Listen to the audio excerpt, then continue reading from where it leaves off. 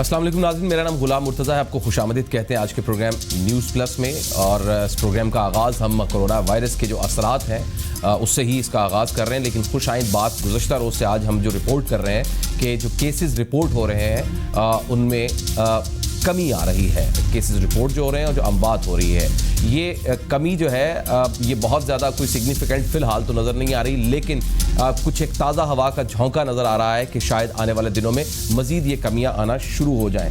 सिर्फ आज की तारीख में 3,298 के नए केसेस आए हैं, जो कि हमने 4600, 4,000, 4200 के करीब भी देखे हैं।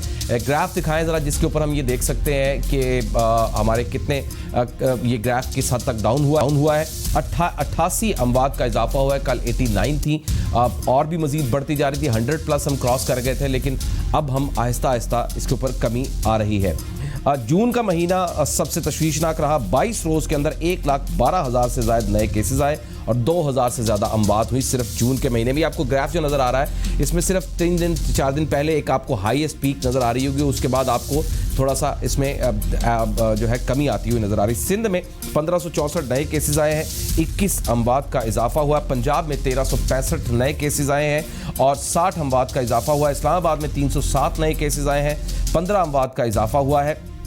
और गिलगित बल्तिस्तान में 38 नए केसेस आए हैं। आज़ाद कश्मीर में 24 नए केसेस आए हैं, 2 डेथ्स हुई हैं। तो जो सेहतयाब अफराद है, 24 घंटों में मुल्क में 2013 अफराद सेहतयाब हुए। और मजमूई तौर पर जो सेहतयाब होने वाले अफराद हैं, इस तादाद को मिलाएं, जो कल तक 71,458 थी, अब 73,471 हो चुकी है। ये तकरीबन 1.5 लाख अफराद के लिए ज़िंदगी का वजह बन सकते हैं, उनकी ज़िंदगियों को बचा सकते हैं, क्योंकि इनका प्लाज्मा बहुत कीमती है। तो जाइए और फौरी तौर पर प्लाज्मा डोनेट कीजिए बराए मेहरबानी। खुदारा इसको बेचिए मत, इससे बहुत सारी इंसानियत को सारी ज़िंदगी कमाइयाँ करनी है, कुछ ना कुछ कोई और सोर्सेज मिल सकते हैं, लेकिन इसको बेचिए मत, इसको डोनेट कीजिए।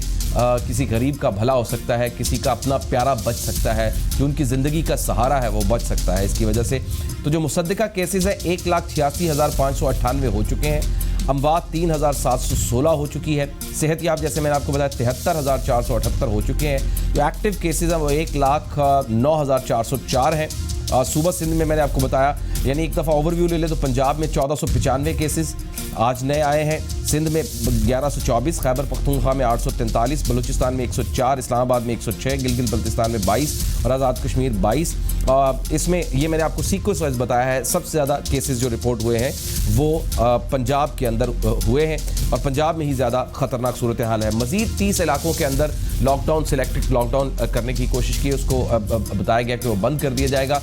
दूसरा सवाल ये उठ रहा है कि ईद उल अज़हा करीब है, जानवर खरीदने के लिए SOPs क्या बनाए जाएंगे, मंडियां बनाने के लिए SOPs क्या होने चाहिए। अब क्योंकि सिर्फ एक मंडी लाहौर के अंदर कायम कर देने से शायद पूरे लाहौर का जो पूरा क्राउड है उसको शायद हम कवर ना कर पाएँ, मुतादिद जगहों पर लगानी पड़े। फिर SOPs ये है कि जो वहाँ पर गया है क्या वो वायरस वहाँ लेकर नहीं गया, और जो वहाँ से वापस शख्स आया है क्या वो वायरस वापस लेकर तो नहीं आया है। ऐसे बहुत सारे सवालात हैं जिसका जवाब जानना भी ज़रूरी है। और दूसरी जो अहम वजह है, कोरोना की वजह से जो हज है वो भी अब महदूद कर दिया गया है। जो वहाँ के मकामी लोग हैं वही अदा कर पाएंगे, लेकिन अल्हम्दुलिल्लाह इस दफ़ा हज हो रहा है। अगर हज मुकम्मल तौर पर ना हो पाता तो शायद बहुत ज़्यादा दिल आज़ारी होती, लेकिन हज हो रहा है। और हज के बाद उधर SOPs बनाए गए हैं कि जो हज करेगा उसके बाद उनको 14 दिन के लिए क्वारंटाइन में ख़ुद को करेंगे और उसके बाद फिर वो एक स्ट्रिक्ट SOPs वहाँ बनाए गए हैं। एक और बड़ा अहम मामला है, मैं आपको कुछ मनाजिर दिखाता हूँ। ये जो फ्रंट लाइन पर जो लड़ने वाले डॉक्टर्स हैं, हम इनको सलामी देते हैं, हमने गार्ड ऑफ ऑनर दिया इनको। हम बार बार मुख्तलिफ कमर्शल चला रहे हैं, मुख्तलिफ चैनल्स भी इसके ऊपर दू बदू बातें कर रहे हैं और बहुत अच्छा कर रहे हैं, उनको अप्रिशिएट कर रहे हैं। लेकिन जो मैंने आज मनाजिर दिखाए हैं, दिखाइए जी ज़रा वो क्या मनाजिर हैं जो आज के मनाजिर हैं, मैं आपको दिखाता हूँ। ये देखें, हेडर चेंज करें, ये देखें, ये जो साहब हैं जिन्होंने मास्क पहना हुआ है गार्ड्स के साथ, ये डॉक्टर हैं। और ये डॉक्टर है, और ये जो बिल्डिंग आपको नजर आ रही है ये हेल्थ सेक्रेटेरिएट की है। वो कह रहे हैं जनाब मुझे हेल्थ सेक्रेटेरिएट के अंदर जाने दें, मैंने बात करनी है। मुतादिद डॉक्टर्स बाहर लाइन में खड़े हैं और कई महीनों से ऐसा हो रहा है कि वो बाहर लाइन में खड़े रहते हैं और इनको धक्के दिए जा रहे हैं, बाहर निकलो, बाहर निकलो। अच्छा, उसके बाद अमला भी आ रहा है। अमला कह रहा है कि आपके पास क्या है जिसकी वजह से जाना है। वो कह रहे हैं जनाब मुझे सेक्रेटरी साहब से बात करनी है, जो भी अरबाब इख्तियार है उनसे मुझे बात करने दें। और आखिरकार क्या होता है, ये जरा देखिएगा मनाजिर। ये उठा लिया गया और उसके बाद इनको उठा के ये गेट के बाहर फेंक दिया गया। ये हम अपने सुपर हीरोज के साथ, ये देखिएगा, सुपर हीरोज के साथ हम ये कर रहे हैं। उनको बाहर निकाल दिया गया, धक्के दे दिए गए और उसके बाद गेट से बाहर बंद करके ये गेट बंद कर दिया गया। जरा कुछ तस्वीर भी दिखाइए जरा, मैं आपको तस्वीर दिखाता हूँ कि ये तस्वीर किस चीज की। तस्वीर दिखाइए जरा, ये देखिए, ये लाइन में खड़े डॉक्टर हैं हेल्थ सेक्रेटेरिएट के बाहर लाहौर में। ये क्या करते हैं, इन्होंने किसी ने अपनी प्रमोशन है, किसी के एडहॉक का मसला है, किसी का कोई मसला है, वो डॉक्टर्स का जो मैनेजरियल काम है वो उसके ऊपर इस सिलसिले में ये आए हुए हैं। और ये डॉक्टर्स बाहर लाइन में खड़े, धूप में खड़े रहते हैं। एक अंदर से साहब आते हैं, वो सबकी फाइल्स लेते हैं और अंदर लेकर चले जाते हैं और उसके बाद फैसला करने के बाद उनको बता दिया जाता है कि जनाब आपके साथ ये होगा, आपकी फाइल पहुंच गई, आपके केस का बने। अंदर नहीं जा सकते, हेल्थ सेक्रेटेरिएट के अंदर डॉक्टर्स नहीं जा सकते। यानी ये कैसी दोगली पॉलिसी है वजारत सेहत की कि यानी कि जो डॉक्टर्स जिनके लिए ये सेक्रेटेरिएट बना हुआ है वो खुद अंदर नहीं जा सकते। क्या वजह बनी, क्या हुआ? आइए, ये जो डॉक्टर हैं, ये डॉक्टर आतिफ चौधरी हैं, अक्सर औकात हमारे साथ प्रोग्राम में आते हैं, वो भी हमारे साथ हैं। और साथ में डॉक्टर सलमान हसीब भी मेरे साथ मौजूद है, ग्रैंड हेल्थ अलायंस के सदर पंजाब के, वो भी मेरे साथ हैं। तो आतिफ साहब, सबसे पहले तो ये फरमाइएगा आप, ये क्या हुआ, क्यों इतनी हाथापाई की और आप क्यों जोर लगा रहे थे अंदर जाने के लिए? आतिफ साहब आपको आवाज आ रही है मेरी? आतिफ साहब को दोबारा फोन मिला है। सलमान साहब, आप मैं जरा आतिफ साहब से भी जानता हूं, आप बताएं कि हुआ क्या, ये क्यों लाइनें लगी थी और क्यों ये सारा मामला हुआ? बिस्मिल्लाहिर्रहमानिर्रहीम। बहुत शुक्रिया जीएम भाई, आपने हमें मौका दिया है कि हम इस इश्यू पे ऊपर आवाज उठा सकें। देखें, एक तरफ आपको याद है कि डॉक्टर्स के लिए, नर्सिस के लिए, पैरामेडिक्स के लिए सफेद झंडियां लहराई गई, सल्यूट मारे गए। दूसरी तरफ वो जगह, वो पर्टिकुलर सेंटर जिसे फैसिलिटेट करना है डॉक्टर्स को, नर्सिस को, पैरामेडिक्स को, वो ये कहते हैं कि जनाब आप इस बिल्डिंग में ना आए, आप अस्पतालों में काम करते हैं, आपकी वजह से हमें भी कोरोना हो सकता है। तो मैं सबसे पहले बताऊं कि जिन लोगों को तो इन डॉक्टर्स को सल्यूट मारना चाहिए था, जिन लोगों को इन्हें आके पानी पूछना चाहिए था कि जनाब आप इतना अच्छा काम करके आ रहे हैं, आपके जो खिदमत चाहिए हम आपको देने के लिए तैयार हैं, वो क्या करते हैं, वो कहते हैं जनाब आप सेक्रेटेरिएट की बिल्डिंग से बाहर खड़े रहें, हर घंटे बाद एक बंदा आएगा, आपकी एप्लीकेशन पकड़ के ले जाएगा और आपको आपकी एप्लीकेशन के ऊपर जो काम हो सकता है वो बता देगा। ये आज का मैटर नहीं है, ये तकरीबन 2 हफ्ते पहले हम गए, हमने सेक्रेटरी साहब से सबसे ये रिक्वेस्ट की कि सर मेहरबानी करें, बाहर स्पेशलिस्ट डॉक्टर खड़े हैं, एफसीपीएस डॉक्टर्स खड़े हैं, धूप में खड़े हैं, शिद्दत की बाहर गर्मी है, अगर आप इस तरह करेंगे तो देखें ये तो सरासर इनकी ह्यूमिलिएशन है। पूरी दुनिया इनको सल्यूट मार रही है, पूरी दुनिया इनको एजाज पेश कर रही है और आप ये कर रहे हैं कि आप जो बेसिकली जहां उनका सबसे बड़ा हक है वो अदारा कह रहा है कि आप सेक्रेटेरिएट में दाखिल नहीं हो सकते क्योंकि हमें खदशा है, हमें खतरा है कि आप हमें कोरोना लगा सकते हैं। हम वो लोग हैं जो डेली अपने घर जाते हैं, हमारी फैमिलीज को हमसे खतरा है, हमारे खानदान अगर कोरोना से शहीद हो रहे हैं, हमारे लोग सफर कर रहे हैं, हमारे डॉक्टर्स को कोरोना हो रहा है, तो ये लोग क्यों डर रहे हैं?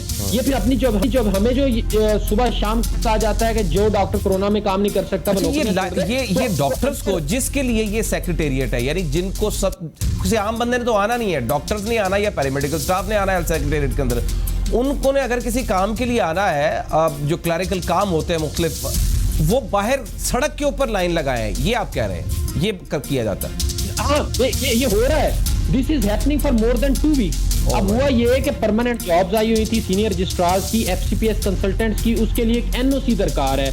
एनओसी की पहले तो डेट रख दी गई, लास्ट डेट 20 जून, फिर एक्सटेंड एक दिन एक्सटेंड कर रहे हैं। पूरे पंजाब से लोग, मुजफ्फरगढ़ से, रहीम यार खान से, सादकाबाद से, रावलपिंडी से, पहले तो उन्हें ट्रेवल करना पड़ता है जनाब। वो सुबह 8 बजे आते हैं, आके लाइन में खड़े हो जाते हैं धूप में, सुबह वो अपनी एप्लीकेशन जमा कराते हैं, शाम तक उनको अगर देते हैं तो सारा दिन वो धूप में खड़े रहते हैं। हमने एक रिक्वेस्ट की थी कि या तो आप इनके लिए कोई हॉल मुख्तस कर दें जहां ये बेचारे बैठ सके। ठीक है, आप ऊंचे लोग हैं, आप इनसे ना मिलें, आप हमें डॉक्टर्स को तो वैसे ही थर्ड वर्ल्ड समझते हैं, लेकिन इनको कहीं बिठाएं तो सही, इनको पानी तो पिलाएं। एक तरफ टीवी चैनल्स पे तो दिखाया जा रहा है कि जनाब फ्रंट लाइन वॉरियर्स, हमारे हीरोज, सफेद झंडियां, शहादतें, कुर्बानियां, दूसरी तरफ बाहर धूप में आपने खड़ा किया हुआ है। तो हमारे साथ ये कमिटमेंट की गई 2 हफ्ते पहले कि आपके हमने ये रिक्वेस्ट की जो उन्होंने मान ली कि अस्पताल लेवल पे ठीक है जी, आप हमारी शक्ल नहीं देखना चाहते, हम आपके लिए बहुत बड़ा खतरा बन गए हैं, आपकी जानें हमारी जानों से बहुत ज्यादा कीमती हैं, तो हमने कहा ठीक है, हम तो पैदा ही मरने के लिए हुए हैं, आप अफसराने शाही हैं, आप हमसे नहीं मिलना चाहते, तो हमारे अस्पताल के लेवल पे फोकल पर्सन मुकर्रर कर दें, आप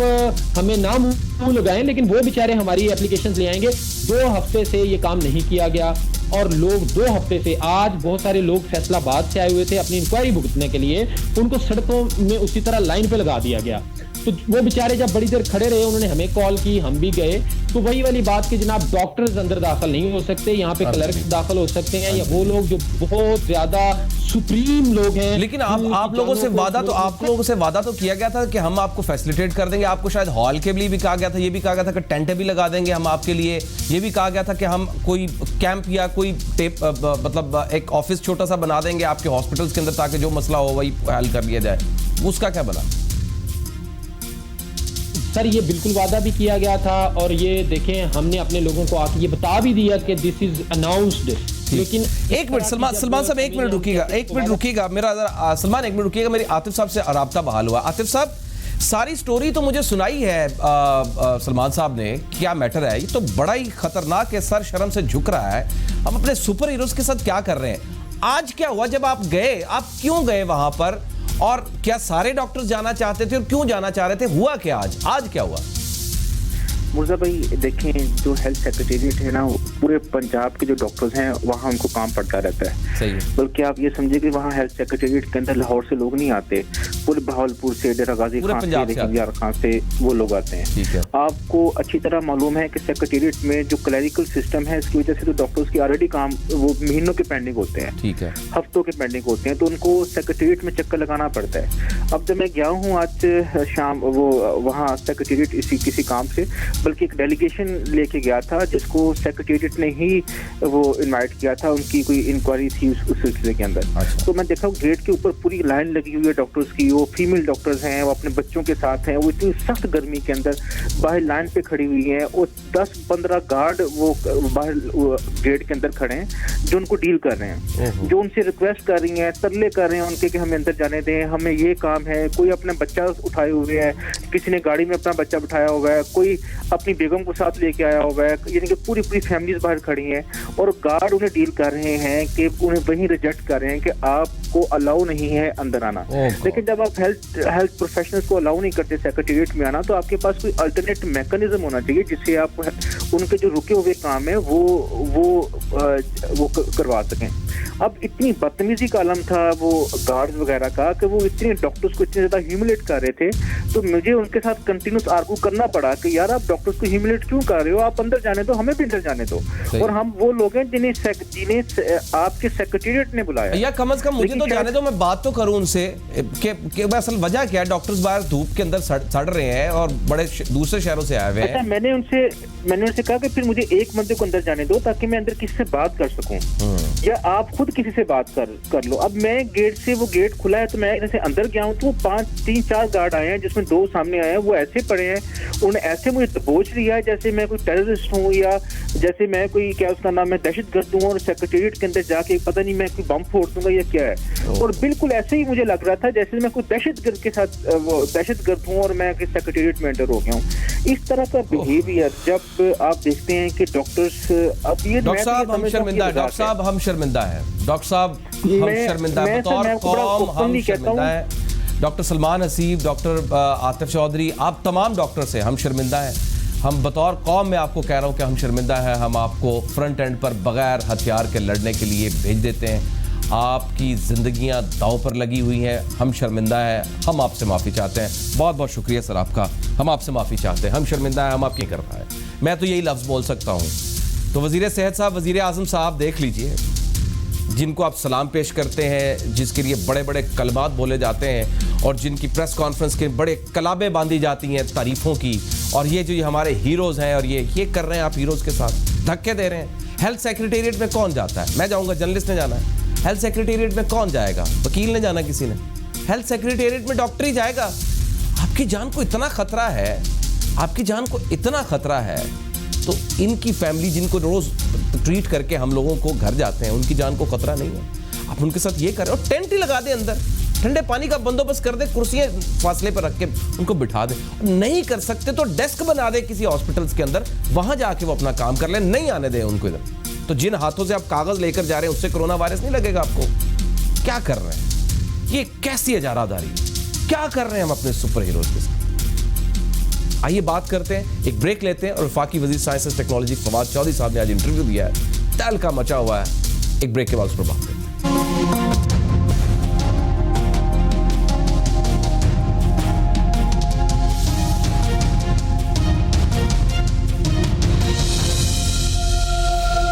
ब्रेक के बाद आपको खुशामदीद कहते हैं। आज वफाकी वजीर science and technology Fawad Chaudhry sahab ने वॉइस ऑफ अमेरिका को, सुहेल वड़ाइच साहब ने उनका इंटरव्यू लिया और वॉइस ऑफ अमेरिका के प्लेटफॉर्म पे ये इंटरव्यू लिया गया। उन्होंने इंटरव्यू दिया और इस इंटरव्यू के बाद एक तहलका मच गया, क्योंकि जो बातें उन्होंने कही हैं वो बड़ी हैरानकुन है। उनका कहना था कि आवाम को हुकूमत ने बहुत ज़्यादा तवक्कुआत हैं और इमरान खान को लोगों ने निज़ाम की इस्लाह के लिए मुंतखब किया, लेकिन हमारी अपनी ही कोताहियाँ हैं जिसकी वजह से तब्दीली नहीं आ सकी है। अच्छा, साथ में उन्होंने ये भी कह दिया कि फवाद चौधरी ने कि मेरे तज्जिए के मुताबिक हुकूमत बनने के बाद जहांगीर तरीन, असद उमर और शाह महमूद कुरैशी की जो आपस की रस्साकशी है उसकी वजह से सियासी लोग खेल से बाहर हो गए और इससे पैदा होने वाले खला को नए लोगों ने पुर किया जिनका सियासत से कोई ताल्लुक नहीं। फवाद चौधरी साहब ने यह भी मजीद कहा कि कहा जाता है फौज का बहुत किरदार हो गया है, लेकिन आप पार्लिमानी और सूबाई क़यादत को देखें और खुद बताएं कि इस क़यादत के साथ सिविलियन सुपरमेसी किस तरह हो। तो आइए जरा देखते हैं उन्होंने क्या कहा। यार्डस्टिक है कामयाबी की, वो बड़ी मुख्तलिफ है आम हुकूमतों से, और उसमें फिर हमारी अपनी भी कोताहियाँ हैं। तो जो हमारे जहांगीर तरीन साहब ने, असद उमर और शाह महमूद कुरैशी साहब, इसमें इन फाइटिंग इतनी ज़्यादा हो गई कि पॉलिटिकल क्लास जो है वो सारे खेल से ही बाहर हो गई, और ये जो पॉलिटिकल वैक्यूम क्रिएट हुआ उसको फिर फिलअप किया नए लोगों ने, और नए लोगों में भी उन लोगों ने फिलअप किया जो पॉलिटिक्स से थे ही नहीं। सिविलियन, हम कहते तो हैं कि सिविलियन जो ऑफिसेज हैं, मिलिट्री जो है जी उसका बड़ा रोल हो गया है, सिविलियन ऑफिसेज जो हैं जी वो उनको देना चाहिए रोल। आप जरा पार्लियामेंट की अपनी लीडरशिप देखें, उसके बाद आप अपनी प्रोविंशियल लीडरशिप देखें। आप मुझे बताइए, कोई दिल पे हाथ रख के कोई मुझे बताए इस लीडरशिप के साथ कैसे सिविलियन सुप्रीमेसी हो सकती है। साथ में उन्होंने ये भी कहा कि हमने बहुत कोशिश की और समझाने की भी कोशिश की, लेकिन बात नहीं बनी। जब असद उमर वजीर खजाना थे तो जहांगीर तरीन ने जोर लगाकर उन्हें वजारत से फारिग करवाया, फिर असद उमर ने दोबारा आने के बाद कोशिश करके जहांगीर तरीन को फारिग करवा दिया। ये जरा देखिए क्या कहा उन्होंने। तो जो बेस्ट लोग थे वो वहाँ पे लगने चाहिए थे, लेकिन समहाउ मुझे लगता है कि जिसने भी उनको मशवरा दिया फ्रैंकली कि कमज़ोर लोगों को लगाएं और उन लोगों को लगाएंगे जो हर बात जो है वो डिक्टेशन लेंगे, उसका मुझे लगता है कि उनकी ज़ात को सबसे ज़्यादा नुकसान पहुंचा। फिर उन्होंने कहा कि इमरान को बेहतरीन लोगों को ओहदे देने चाहिए थे, लेकिन जिसने भी उनको ये मशवरा दिया कि कमज़ोर और डिक्टेशन लेने वाले अफराद को ओहदे दिए जाएं, इससे उनकी ज़ात को सबसे बड़ा नुकसान हुआ। देखिए क्या कहा उन्होंने। और पहले असद उमर साहब फाइनेंस मिनिस्टर थे, जहांगीर तरीन साहब ने बड़ा जोर लगा के उनको जो है वो फाइनेंस मिनिस्टर से फारिग करवाया। फिर असद उमर साहब जब आए, दोबारा आए, उन्होंने पूरी कोशिश करके फिर जहांगीर तरीन को फारिग करवा दिया। ये भी कहा इसलिए महसूस होता है कि ये तीसरा शॉट जो मैं आपको सुनाना चाह रहा हूं कि इसलिए महसूस होता है कि पार्टी के सीनियर रहनुमाओं में अंदरूनी इख्तलाफात ने ना सिर्फ पार्टी को बहुत नुकसान पहुंचाया बल्कि पूरी सियासी क्लास आउट हो गई और उनकी जगह ब्यूरोक्रेट्स ने ले ली। सुनिए क्या कहा। इतने एडवाइजर्स होंगे हमारे, इतने ऐसे पीएम्स होंगे और इलेक्टेड लोग जो है वो मुंह देख रहे होंगे एक दूसरे का, और वो किसी भी जो है वो की फैसलों में डिसीजन मेकिंग में शामिल नहीं होंगे, तो जाहिर है फिर वो पार्लियामेंट्री फॉर्म ऑफ गवर्नमेंट के ऊपर क्वेश्चन मार्क आ जाएगा ना। उन्होंने ये भी कुछ 6 माह का जिक्र किया कि 6 माह या शायद 4 माह का जिक्र किया कि 4 माह का वक्त दिया गया है, अगर ये होगा पूरा तो शायद ये पूरा ना हो सके, अगर कारकर्दगी ना दिखाई तो शायद आगे काम ना कर सके। कुछ इस तरह का जिक्र भी उन्होंने किया। लेकिन मैं आपको फयाजुल हसन चौहान साहब का जो इनसे रिएक्शन आया वो क्या आया, जरा वो सुन लीजिए, फिर इसका एनालिसिस देते हैं। असल मसला ये है कि फवाद चौधरी साहब को है कीड़ा। वो कीड़ा क्या है? वो कीड़ा है हर वक्त इख्तलाफ करने का और इनडिसिप्लिन्ड और इररिस्पॉन्सिबल एटीट्यूड इख्तियार करने का। ये पिछले टोटल 8 साल 9 साल की इनकी जो हिस्ट्री है पॉलिटिक्स से आप देख लें, ये टिक के किसी जगह पे बैठ ही नहीं सकते, ये डिसिप्लिन्ड एटीट्यूड के साथ रह ही नहीं सकते। कोई तरीका है यार कि आप मीडिया पे आके ये जना चौकों और चौराहों पे आके आप अपने खानदान की और अपनी जात की और अपने जनाब पार्टी की और अपनी हुकूमत के मामला, आप मिनिस्टर हैं, आप जो अपने आप को बड़ा सुकरात बुकरात और रस्तू और जाली न्यूज बनने की कोशिश कर रहे हैं, तो भाई अगर आप समझते हैं कि पार्टी नाकाम है, वजीर आजम पाकिस्तान इमरान खान साहब अपनी टीम बनाने में और जो भी इन्होंने चवले मारी हैं अपने इंटरव्यू में, तो भाई रिजाइन कर दो। लुक क्या भौचाल मचा हुआ है। सवाल यह है कि पार्टी में इख्तलाफात कोई नई बात नहीं है, हर पार्टी में होते हैं, बातचीत होती है, बड़ी तू तकार भी होती है, ग्रुप्स बने होते हैं, लेकिन खास तौर पर जो पीटीआई में ग्रुप्स बने हैं वो भी किसी से ढके छुपे नहीं है। पहले दिन से पता है कि 3 ग्रुप्स चल रहे हैं, शायद चौथा ग्रुप भी कोई एक्टिव हुआ है, आए दिन कोई ना कोई खबर भी आती रहती है। लेकिन सवाल यह है कि इस तरह पब्लिकली किसी ने बात नहीं की कभी। फवाद चौधरी साहब ये बातें पार्टी मीटिंग्स में खुलकर कर सकते थे, शायद की भी हो। और आज जो काबीना की मीटिंग हुई उस पर फैसल वावडा साहब को, यहाँ तक कि प्राइम मिनिस्टर साहब को दूसरे कमरे में ले जाके मीटिंग के बाद बात करनी पड़ी, उनको समझाना पड़ा, इतना ज़्यादा एग्रेशन था। लेकिन पार्टी मीटिंग्स में खुलकर कर सकते थे ये बातें, लेकिन वहाँ की बजाय एक इंटरव्यू में की। इसकी वजूहात या इसकी मुहर्रिकात क्या है, ये टाइमिंग बड़ी इंपॉर्टेंट है, और जिन बातों का वो जिक्र कर रहे हैं वो बड़ी हैरानकुन है। तो आइए इसके लिए तज्जिया लेते हैं। सीनियर सहाफ़ी तज्जियाकार आमिर इलियास राना साहब मेरे साथ मौजूद हैं। आमिर साहब, तकरीबन सारी पार्टीज़ ने अपने पार्टी के बारे में कई दफ़ा तहफ़्फ़ुज़ात का इजहार किया, लेकिन उमूमी तौर पर तब किया जब वो पार्टी का हिस्सा ना रहे या किसी ओहदे का हिस्सा ना रहे। ये पहली दफ़ा शायद मुझे देखने में आ रहा है कि पार्टी के अंदर रहते हुए, ओहदे के ऊपर रहते हुए, बतौर वजीर वो इस तरह को बात कर रहे हैं। आपके ख्याल में ये पार्टी के अंदर, मीटिंग्स के अंदर करने वाली बात पब्लिकली क्यों की गई है? देखें, जब एक शख्स को पॉलिटिकली फफूंदी लग जाए ना जुबान पे, तो वो चाहता है कि उसकी सफाई करे। तो फवाद चौधरी साहब के ऊपर, अब उनको पता था कि मैं चांद के ऊपर बहस कर लूँ, और गलती में वो चांद जो अभी जिलहज का आया ही नहीं, दिक्कत को भी जिलहज कह गए, ज़ाहिर है परेशानी तो है उन्हें।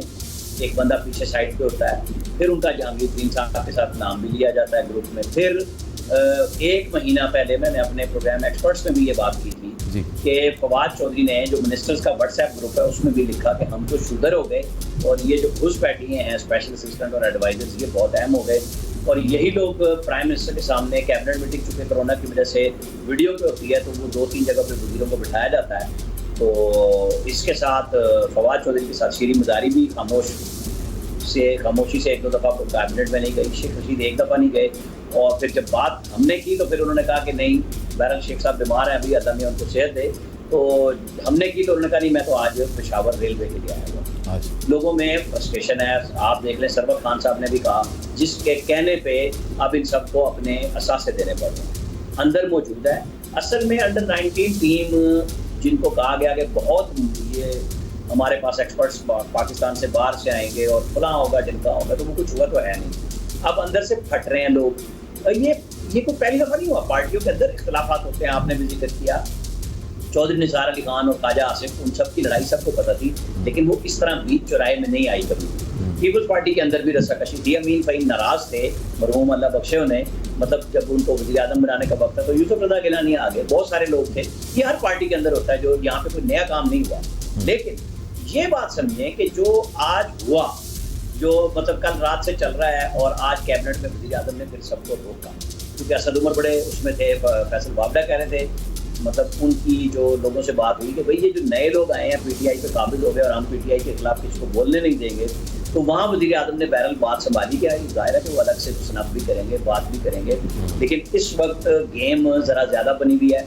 एक ख़ास लोग मखसूस जिनको प्रॉब्लम हुआ है, आज़म खान प्रिंसिपल सेक्रेटरी से, जो कि वज़ीर आज़म के इस वक्त तक बाएतमाद तरीन सेक्रेटरी, बिल्कुल ऐसी सेक्रेटरी इस्टेब्लिशमेंट, बिल्कुल प्राइम मिनिस्टर की गुड बुक्स में मौजूद है, से चलते हुए दोनों का नाम लेके किसी लड़ाई हो रही है, कुछ ऐसा नहीं है। अभी आज़म सलमान रिटायर हुए हैं, रात हमने ये खबर दी कि वो पंजाब में मोहसिब जा रहे हैं, क्योंकि पंजाब में मोहसिब वफात पा चुके हैं।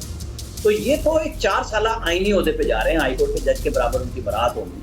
तो यहाँ पे भी यार लोगों ने ये बना दिया कि जी वो आजम खान से नाराज होकर गए हैं सलमान। हालांकि उनको तो एक प्राइज पोस्टिंग मिलने वाली है, यकम या 2 जुलाई को उनका ओथ हो जाएगा, फिर सबको समझ आ जाएगी बात की। क्योंकि ये तो पहले बहुत सारे ब्यूरोक्रेट्स कर चुके हुए हैं जो महीना 2 महीना पहले रिटायरमेंट ले लेते हैं। इन्होंने 8 महीने पहले ले ली, 6 महीने पहले ले ली, फरवरी में रिटायर होना था, और अभी भी कुछ 1-2 लोग लेंगे क्योंकि चेयरमैन FPSC दिसंबर में रिटायर हो रहे हैं। उस वक्त भी लोग आएंगे, किस्मत आजमाएंगे जिन्होंने जल्दी रिटायर होना है, या तो जो पुराना कोई इमरान खान साहब को समझ आ गई वो लगा देंगे।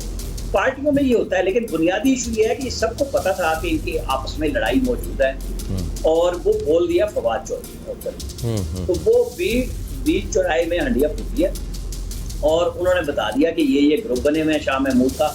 मतलब असद उमर को बेसिकली क्रेडिट इन्होंने बहुत ज्यादा दे दिया कि उन्होंने निकलवा दिया जहांगीर तरीन को। फैसला तो कहीं और हुआ ना, प्राइम मिनिस्टर के बगैर क्या जहांगीर तरीन को असद उमर इस तरह साइडलाइन कर सकते थे? नहीं कर सकते।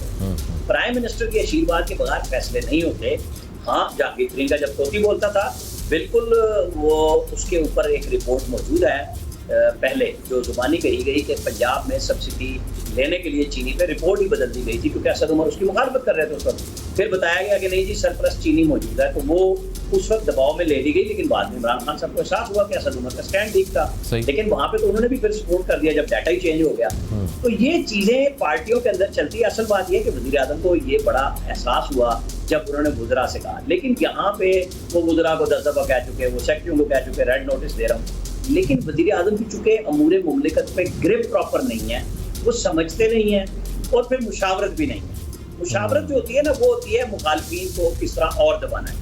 अब चूंकि प्राइम मिनिस्टर ने जब वो MNA भी रहे 2 दफा, 2002 वाली असेंबली में और पिछली वाली में, तो वो कभी किसी कमेटी में नहीं बैठे, वो दूसरी असेंबली में तो बाइकाट के मूड में रहे, तो चीजें समझने में टाइम लगता है। बहुत अच्छा पॉइंट। अब या तो वो ऐसे पॉलिटिकली ऐसे पक्के मेच्योर लोगों को साथ ले लेते कि गेम बन जाती।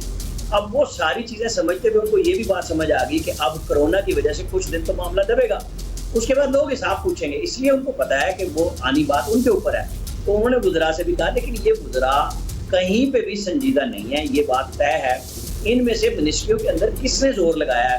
फवाद चौधरी वहां चले गए, वो लहरें गिरने वाली बात थी कि जी चांद के ऊपर उन्होंने एक दायरा का बंदा मीडिया का है और मीडिया में रहने का फन जानते हैं, उन्होंने ठीक गेम डाल दी। लेकिन आपको पता है चांद के अंदर जो इस वक्त गए हुए हैं वजारत साइंस और टेक्नोलॉजी के ज्वाइंट सेक्रेटरी, बेसिकली वो एक प्रोफेसर है, वो डेपुटेशन पे आए हुए, वो साइंटिस्ट नहीं है इस सेंस में भी, लेकिन काम चलता है, यहाँ पे दाव लगा हुआ है सबका, सब इसी तरह काम करते हैं, और फवाद चौधरी साहब भी कर रहे हैं। जो लाइमलाइट में रहना चाहते थे वो आगे हैं।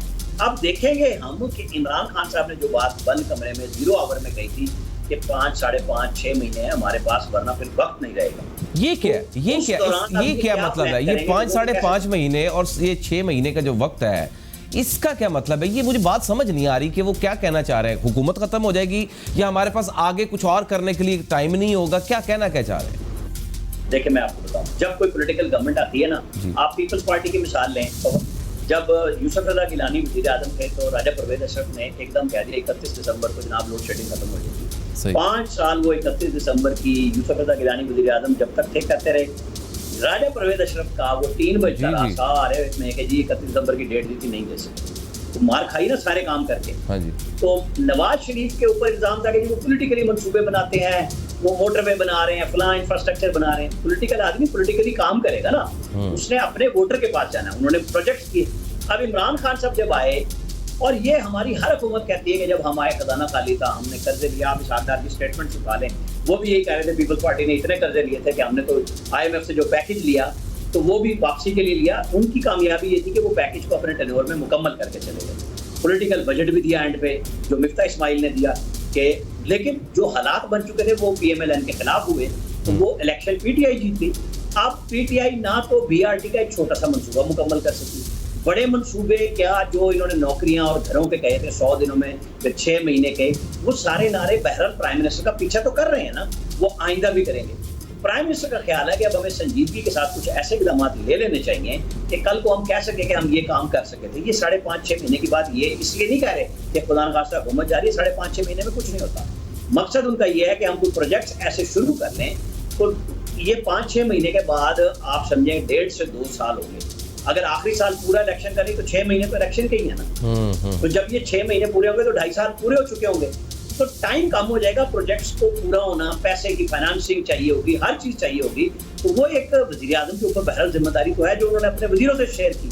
अब वजीर खुद फ्रस्ट्रेशन का शिकार है, वो समझते हैं कि जो लोग बाहर से आए हैं, स्पेशली पाकिस्तान से बाहर से, ओवरसीज से आए हैं, अब आप देख रहे हैं सरवर खान साहब की मिनिस्ट्री को चला रहे हैं जो अमेरिका से आए हैं साहब, और जो लंदन से आए हैं जुल्फी बुखारी, ये लोग सारी प्रेस कॉन्फ्रेंस कर रहे हैं, बता रहे हैं। जो स्पेशल असिस्टेंट बने हैं मुहीद यूसुफ नेशनल सिक्योरिटी काउंसिल के, नेशनल सिक्योरिटी पे, लेकिन वो फैसले कर रहे हैं एविएशन डिवीजन के, वजीर को तो मौका ही नहीं मिलता।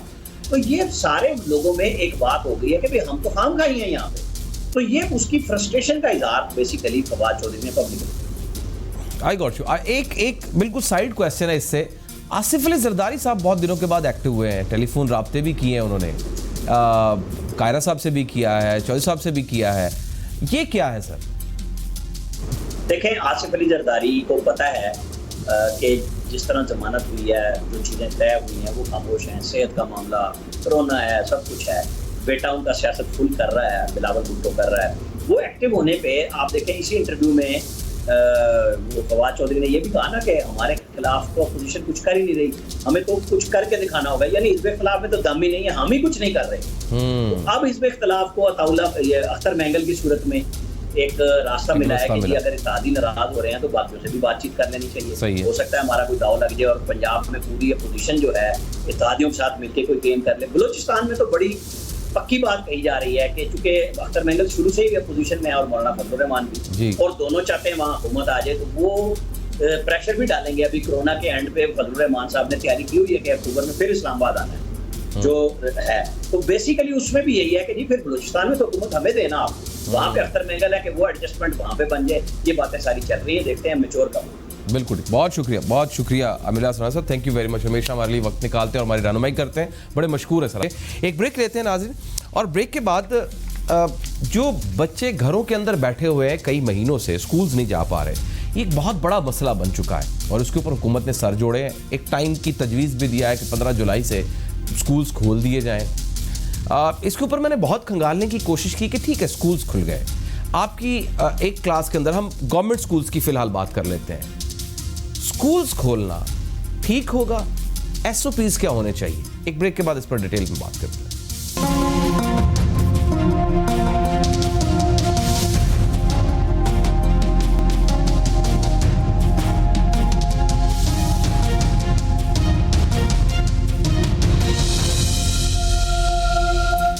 ब्रेक के बाद आपको खुशामदीद कहते हैं। ये बहुत बड़ा इस वक्त हमारी सोसाइटी के अंदर मसला पड़ा हुआ है, वो है कोरोना वायरस की वजह से स्कूल्स ना खुलने का।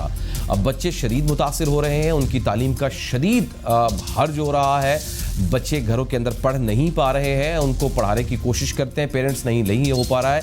और सबसे बड़ी बात यह है, चले छोटे बच्चे जो किंडरगार्टन में है या वो प्ले ग्रुप के हैं या नर्सरी के हैं या प्रेप के हैं, उनको हैंडल तो किया जा सकता है, लेकिन बहुत सारे पेरेंट्स ऐसे हैं जो ट्रेनिंग नहीं रखते हैं कि उन बच्चों को कैसे ट्रेन करना है, जो कि एक एक्सपर्ट टीचर जो उसको पढ़ा सकता है। उसके बाद जो बाकी तलबा हैं जो फर्स्ट क्लास से, सेकंड में, थर्ड में, फोर्थ में या मैट्रिक तक हैं या ओ लेवल्स के हैं, वो भी इस तज़ब्ज़ुब का शिकार हैं कि वो मुतादिद जगह पर ना ऑनलाइन क्लासेस ली जा पा रही हैं, ना उनके पेपर्स का पता है, ना वो सिलेबस समझ पा रहे हैं। अगर क्लासेस ले पा रहे हैं तो मुतादिद जगहों पर इंटरनेट का मसला है, इंटरनेट अगर अवेलेबल है तो मोबाइल फ़ोन जिससे वो वीडियो कॉल कर सकें या ऑनलाइन क्लासेस ले सकें, वो अवेलेबिलिटी नहीं है। प्राइवेट स्कूल्स में भी कुछ ऐसी ही सूरत हाल है और मुतादिद जगहों पर ये भी शिकायत आ रही हैं कि यार और कुछ नहीं हो सकता था, तो जो छोटे बच्चे थे उनके लिए पेरेंट्स को वीकली 2 दिन के लिए या 1 दिन के लिए क्लासेस में बुलाया जाता, उनको सिलेबस समझा दिया जाता कि आप बच्चों को ये समझाएं या ये पढ़ाएं, और उनको हैंड आउट दे दिए जाते और वो बच्चों को होमवर्क दे देते और वो करवा के वापस टीचर को जमा करवा देते। अब बातें हो रही हैं कि स्कूल को खोला जाए, इसकी ज़रूरत को महसूस किया जा रहा है, शायद 15 जुलाई को कहा जा रहा है, एक तजवीज़ दी गई है। अब सवाल ये है कि स्कूल्स तो खोल दिए जाएंगे, लेकिन उसके लिए SOPs क्या होने चाहिए, और क्या जो प्राइवेट स्कूल्स की एसोसिएशन है या प्राइवेट स्कूल्स हैं वो इस बात पे एग्री है कि स्कूल्स खोलने चाहिए, और अगर खोलने चाहिए तो फिर उसके लिए वो क्या तजावीज़ देते हैं या गवर्नमेंट की उनसे क्या बात हो रही है। तो आइए ज़रा बात करते हैं। काशिफ मिर्ज़ा साहब, सदर all Pakistan private school federation, वो मेरे साथ मौजूद हैं। भाई साहब बहुत बहुत शुक्रिया, एक बहुत अरसे के बाद आप मेरे प्रोग्राम में आए, आपको वेलकम करते हैं। ये फरमाइएगा कि हुकूमत के साथ आपकी क्या बातचीत हुई है, हुकूमत का नज़रिया क्या है स्कूल्स खोलने के लिए, बच्चों को आप पढ़ाने के लिए, कोरोना तो अभी फिलहाल मौजूद है, कम से कम ये साल तो मौजूद है जब तक कि वैक्सीन नहीं आ जाती। क्या बातचीत हुई है, पहले तो ये बताएं। देखिए जी, पहली बात तो ये है कि गवर्नमेंट ने जब मशावरत की जब ये तालीमी इदारे हमारे बंद किए तो बड़ी एक अफरा तफरी की सूरत हाल थी, एकदम उसको बंद किया गया। बलूचिस्तान 6 माह से बंद था, फेब से सिंध बंद हुआ, बाकी पाकिस्तान मार्च से बंद हुआ, किसी किस्म की कोई पेशबंदी नहीं थी। और हालत ये है कि आज भी अगर हम देखते हैं तो अप्रैल में इनको हमने SOPs बना के दी, क्योंकि इन्होंने हमें पहले कहा था 5 अप्रैल को जो स्कूल खोल दिए जाएंगे, लेकिन उसको बढ़ते हुए 31 मई के बाद फिर इन्होंने 15 जुलाई का, और अब उसके बाद बहुत सी डेटें आई। लेकिन खुशहाइन बात यह है कि अब रिसेंटली फेडरल मिनिस्टर एजुकेशन शफकत महमूद साहब का जो एक बयान सामने आया है, SOPs मांगे गए हैं और उसमें यहाँ तक ये कहा गया कि आप जो है वो हमें SOPs दें ताकि हम उसके ऊपर तजावीज लेके स्कूल को खोलने की तरफ हो जाएंगे। उसकी बुनियादी वजह भी यही थी कि एक बहुत बड़ा जो बहरान पैदा हो गया था, तालीमी बहरान। 2.5 करोड़ बच्चा हमारे पहले ही आपको पता है आउट ऑफ स्कूल था, 5 करोड़ बच्चा इन तालीमी इदारों के बंद होने की वजह से आउट ऑफ स्कूल हो गया, और 15 लाख टीचर भी बेरोजगार हो गए। और चूंकि हमारे एडमिनिस्ट्रेटिव ऑफिस भी बंद रखे गए तो ना ही पेरेंट के साथ कम्युनिकेशन हो सका, ना ही बच्चों के साथ, ना टीचर्स के साथ। तो यकीनन जो आपका इंफ्रास्ट्रक्चर था ऑनलाइन सिस्टम के लिए वो फ्लॉप प्रोजेक्ट था, उसमें आपके पास कोई इंफ्रास्ट्रक्चर नहीं था। नतीजा ये निकला कि जो नेट फैसिलिटी नहीं थी, टीचर ट्रेन नहीं था, हमारा एजुकेशन जो रेट है या हमारा जो लिटरेसी लेवल था वो भी बहुत वीक था। तो अब पेरेंट्स ने खुद ये महसूस करना शुरू किया। गैलप सर्वे आया, 74% उसमें आया कि जो पेरेंट्स हैं वो कह रहे हैं कि स्कूलों को खोला जाए, क्योंकि उनको नजर आ रहा है कि उनका बच्चा जो है तालीम से दूर हो गया है और अमलन जो है वो मतलब कि देखा जाए उसको बहुत बड़ा ऐसा नुकसान है जो आने वाले वक्तों में, इवन की यूनिसेफ और यूनेस्को ने भी ये रिपोर्ट दी है कि जो पाकिस्तान है जिसके अंदर बच्चों का जो नुकसान है ये अगले 5 सालों के अंदर जो है रिकवर होगा। तो ये बड़ी अलार्मिंग चीज है। अभी आपको क्या समझ आई है, गवर्नमेंट क्या सोच रही है, गवर्नमेंट का विजन क्या है अब इस बारे में, कुछ इसकी पल्स पकड़ी आपने कोशिश की है? जी बिल्कुल, अभी बात ये थी कि जब इन्होंने SOPs की बात की तो मैंने गुजारिश की, अल पाकिस्तान प्राइवेट स्कूल फेडरेशन है तो अप्रैल में SOPs बना के गवर्नमेंट को तमाम कॉर्नर्स में हमने दिए। हमने प्राइम मिनिस्टर को, प्रेसिडेंट को, तमाम गवर्नर्स को, CMs को हमने दे दिए, एजुकेशन मिनिस्टर को। आप लोगों ने SOPs क्यों बना के दिए? नहीं काशिफ भाई, आप लोगों ने SOPs क्यों बना के दिए? दोबारा दे दिए नहीं, अब हमने इनको ये मौका नहीं दिया कि वो ये कह सके। आपको मीडिया को भी हमने वो सारे SOPs फॉरवर्ड किए। अब हम ये चाहते हैं कि काशिफ साहब, आप लोग क्यों SOPs दें, यानी स्कूल्स क्यों SOPs दें?